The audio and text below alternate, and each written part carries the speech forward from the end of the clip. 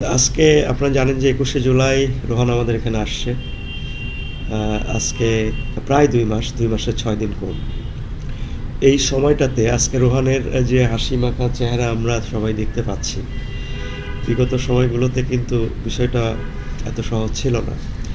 এবং প্রথম যখন রোহানের সঙ্গে আপনারা কথা বলেও কিছুটা বুঝেছেন যে রোহান প্রথমে নিকটস্থ একটা হাসপাতালে গিয়েছিল, তারপর সেখান থেকে আসে। যখন আমাদের এখানে আসে তখন কিন্তু রোহানের ডায়াগনোসিস ছিল 50%-এর উপরে।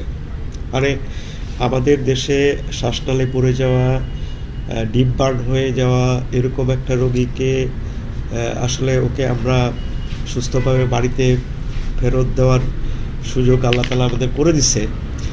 এইটা আমি মনে করি যে আমাদের জন্য অত্যন্ত এটা সৌভাগ্যের বিষয়। কারণ আপনারা এর আগেও দেখেছেন নানা সময় দুর্ঘটনাতে 20 বা 25 বা 30%-এর বেশি রোগীকে আমরা অনেক সময় সুস্থভাবে বাড়িতে ফেরাতে এখানে পারা কষ্ট ছিল।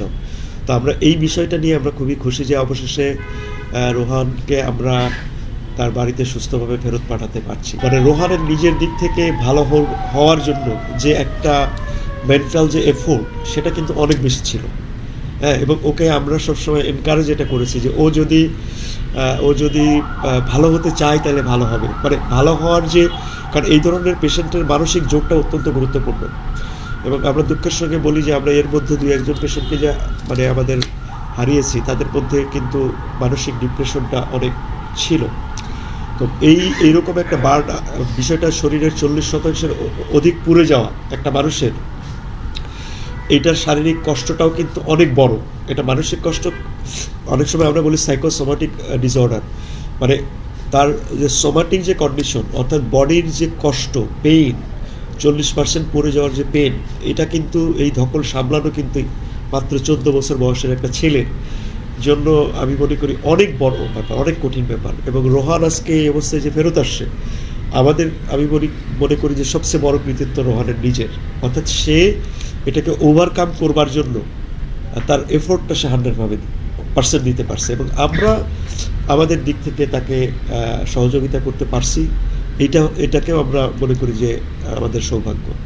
এবং এ প্রসঙ্গে আপনাদের বলে রাখি যে জিনিসটা আমরা সর্বোচ্চ সময়ে ওরা যে বাড়ি যাচ্ছে, এই বাড়ি যাওয়ার পরবর্তী পর্যায়ের চিকিৎসা, ওর কিন্তু 40%-এর একটা মানুষ যখন বার্ন হয়ে সুস্থ হয়, তার কিন্তু বাকি জীবনের একটা বিশাল অংশ জুড়ে থাকে তার পরবর্তী চিকিৎসা।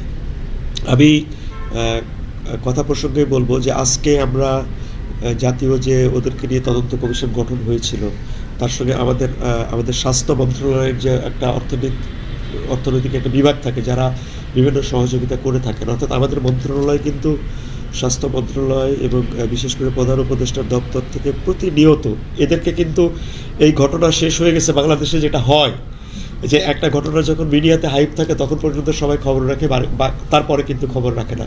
কিন্তু আমি বলবো যে মাইলস্টোনের প্রত্যেকটি পেশেন্টের ব্যাপারে এই ব্যাপারটা একেবারেই ব্যতিক্রম। মানে সর্বক্ষণ আমি একটা রোগী চলে গেলে আমার মন্ত্রণালয় জানে, এবং মন্ত্রণালয়ের জানে না শুধু, আমার মন্ত্রণালয়ের সর্বোচ্চ লেভেল থেকে এটাকে খবর নেওয়া হয়।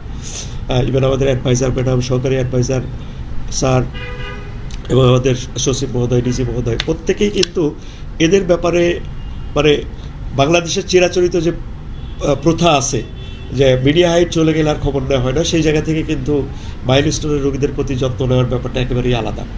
এবং আমরা ওদের জন্য আলাদা একটা সেল গঠন করছি, যে রোগীগুলোকে চলে যাচ্ছে সেই রোগীগুলো যাতে পরকার, ওদেরকে কিন্তু ফলো আপে আসতে হবে। প্রথম দিকে বেশ ঘন ঘন ফলো আপে আসতে হবে, পরবর্তী পর্যায়ে 2 মাস, 3 মাস, 6 মাস এরকম নানা ধরনের ফলো আপে আসতে হবে। তো সেই বিষয়গুলো যাতে সমন্বিতভাবে করা যায়, সেই জন্য আমরা একটা সেল গঠন করেছি। আমাদের RS-এর তত্ত্বাবধানে এরকম একটা সেল আছে, একটা নির্দিষ্ট রুমও আছে। এবং আমরা আজকে যেটা বললাম যে আজকে আমরা আলোচনা করব যে ওদের পরবর্তী চিকিৎসার বিষয়গুলোকে কিভাবে আমরা সমন্বয় করতে পারি।